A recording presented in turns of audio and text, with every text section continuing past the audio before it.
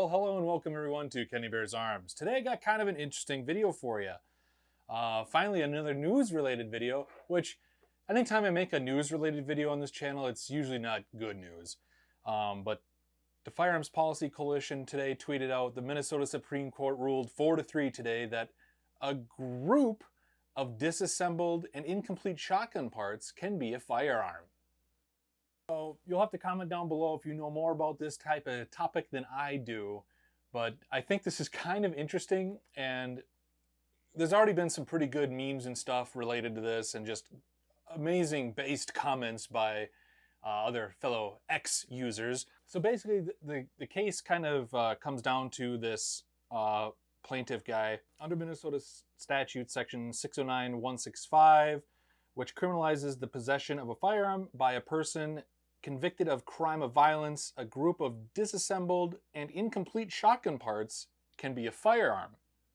An instrument designed for attack or defense that expels a projectile by some explosive force. Which, correct me if I'm wrong as well, I don't even know if that's like the actual like federal definition of a firearm. I feel like they kind of, I don't know if that's a Minnesota definition of a firearm or if, and again, I'm no lawyer, so take all this stuff with a grain of salt and everything what I say, but I'm seriously curious about it because obviously it's Minnesota related, and I'm really interested in this topic too, just based on the fact that, as far as I've understood, this is technically kind of like the firearm, the lower receiver here. This is, and let's not get into this shotgun here in this case. This is the first shotgun I ever bought. If you want to see a video, there's other videos on my channel about it, but I never really went into detail because it's a shitty Turkish shotgun, so let's not really get into that. But as far as I've understood, this is kind of a firearm. The lower receiver, the serialized part of the firearm. In many instances, yeah, the lower receiver is typically, it all depends on the firearm itself. Whereas I think actually in the shotgun's case, I believe this upper might be actually considered and labeled as the firearm, the serialized piece, because I believe this is actually the serialized piece in this case. So in other words, the way I guess I'm taking it and reading it, like any part of these little like componentiness pieces to this, all of a sudden Minnesota is saying, hey, this grip is a fire. This is actually, no, like this is a firearm because it's, even though it's incomplete and this is unserialized and unregulated, this piece here, this is actually a firearm because even though it's disassembled and incomplete because it doesn't have all the parts, if for whatever reason someone all of a sudden was like, oh, I found this half, now it's a really weird thing that the Supreme Court, the Minnesota Supreme Court just came up with. I really don't understand it at all. I think I almost kind of feel like they're using this in this instance, in this case, and I don't want to be the guy that's like, hey, you know, we got a rogue Supreme Court here, because I'm sick and tired of hearing it from the left about the actual like United States Supreme Court. I'm kind of sick and tired of hearing that bias, even though there's plenty of examples of people saying, oh, look at this, they ruled this way, blah, blah, blah, awesome. And then as soon as it rules not in their favor, they're like, oh my God, these guys have gone rogue, they're blah, blah, blah. It's kind of ridiculous. The funny part about this too is the issue in this case is whether a group of disassembled shotgun parts, lacking a connecting stock bolt and washer, is a firearm under the law that prohibits certain people convicted of a felony from possessing firearms. So that in itself kind of feels kind of contradictory, because if you're already a felon, you're not allowed to have a firearm. Do you see the problem here? Like, it feels like they're going a step further for some reason than they already need to be. That's part about it. Law enforcement investigators found a disassembled 20-gauge shotgun in the backpack belonging to appellant Corey Lyndon Stone, who is ineligible to possess firearm because he was previously convicted of a crime of violence. Okay, well, a forensic scientist with the Minnesota Bureau of Criminal Apprehension used a bolt and washer from a similar firearm to fully assemble and successfully fire the shotgun found in the backpack. A jury found Stone guilty of 1 count of possession of a firearm by an ineligible person under section 609165. So I guess I don't know the entire details. Like, did he have like, you know, like a lower receiver and an upper receiver, and all you have to do is put them together with, you know, a couple like pins, and that's what the issue was, and the bolt and washer, you know, that's what the person used?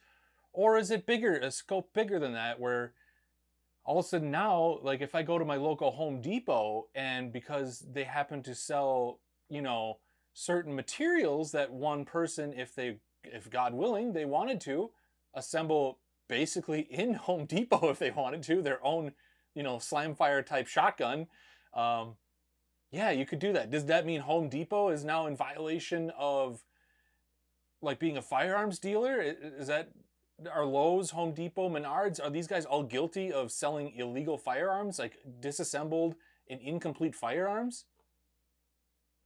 Is Minnesota just grasping at anything they can grasp at because Governor Tim Walz is basically just, you know, parroting anything and everything that Newsom, Biden, and all those other liberals just love to throw out there and hope that sticks to Walz, and, you know, any unconstitutional stuff they can figure out and try and get away with, they can.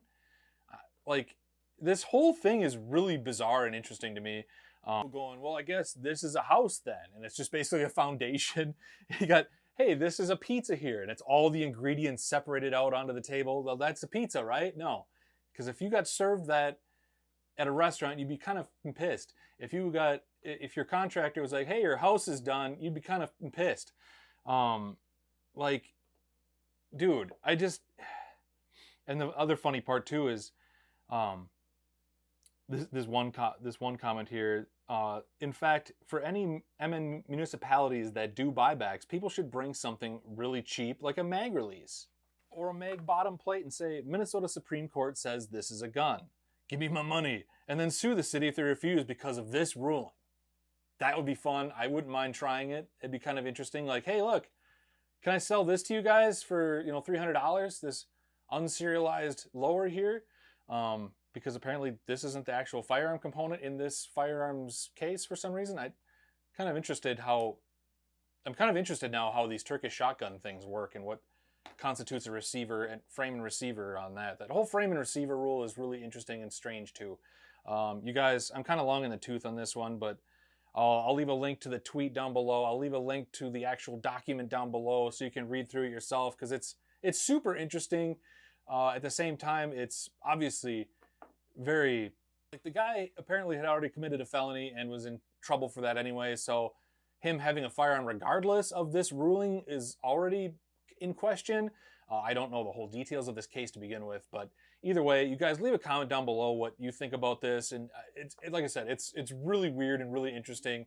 This whole firearm two-way landscape is very volatile right now and very interesting. A lot of different things happening both directions. Whole bunch of weird stuff in California with mag bans being overturned and stuff, and Newsom just throwing anything he can to get to stick against the wall. And you got the governor down in New Mexico doing the same damn thing. It's really wild. It's really different. But I guess that's where we're at in this crazy timeline of ours. You guys take it easy, be well, like, comment, consider subscribing if you're new here. And I guess, yeah, support the 2A. Minnesota Gun Owners Caucus and stuff. Support them. Firearms Policy Coalition, support them if you can.